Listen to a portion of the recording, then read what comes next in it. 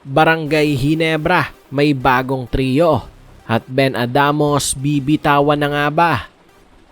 Barangay Ginebra, mas maganda at higit na mas malalim ang rotation ng koponang ito kumpara noong mga nakaraang rosters nila.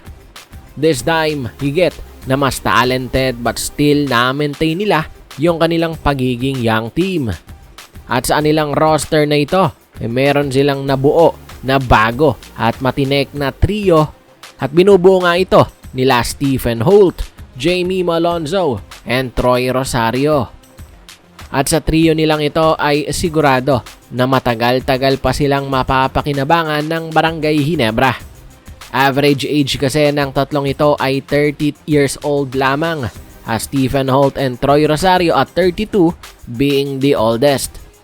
28 pa lang din kasi si Jamie Malonzo. Anyways, itong bagong trio ng Gen Kings ay tiyak na magpapasakit ng ulo sa napakaraming kuponan. Both in the offensive and in the defensive end, maasahan nga kasi talaga ang tatlong manlalarong ito. Lahat mga scorer, lalo na sina Stephen Holt and Jamie Malonzo. All of them are also very athletic, hustle player, can stretch the floor, at higit sa lahat mga veterano. Even Stephen Holt na kailan lang din pumasok sa liga. Sa mga hindi nakakaalam before na siya ay magpa-draft, pro player na rin naman kasi kung tutuusin ito sa iba't ibang liga sa ibang bansa. At ang pinakamabigat is nang maglaro siya sa NBL Australia. Samantala sa trio na ito, nariyan din si Jamie Malonzo, isang very athletic two-way player na experience-wise, masasabing veterano na rin talaga. At higit sa lahat is yung kanyang 6'6", 6'7" height that he knows how to utilize, whether defending smaller defender or attacking bigger guys. At syempre sa trio na yan ay nariyan din ang pinakabagong ka-Gen Kings na si Troy Rosario. Isang 6'7" forward na maasahan inside the paint and even beyond the arc. At ang maganda pa sa player na ito is his leadership on the court.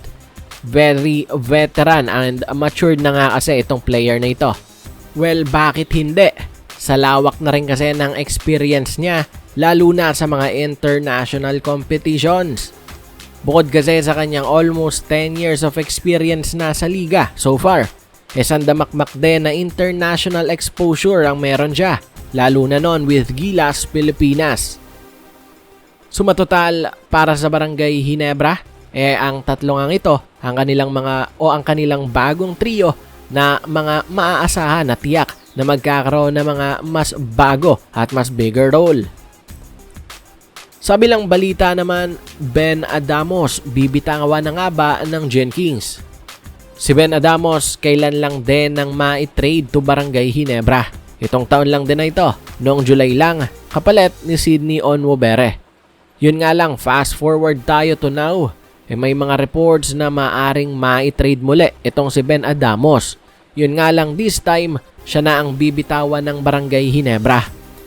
Well, ayon sa mga reports, sa pagpasok ni Troy Rosario sa koponan, isang manlalarong veterano na, pero 32 anyos pa lang, so bata-bata pa rin. At tiyak na magagamit pa to ng Gen Kings ng pangmatagalan. Maaari namang mawala ng pwesto itong si Ben Adamos sa koponan. Lalo na at magkaposisyon lang din naman halos ang dalawang manlalarong ito.